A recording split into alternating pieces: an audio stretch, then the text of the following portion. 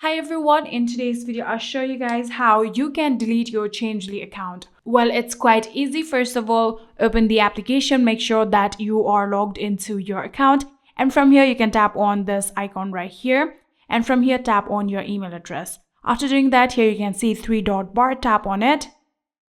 You can tap on delete account now.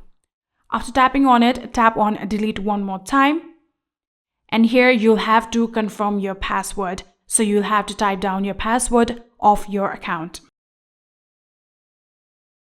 After typing your password, tap on confirm.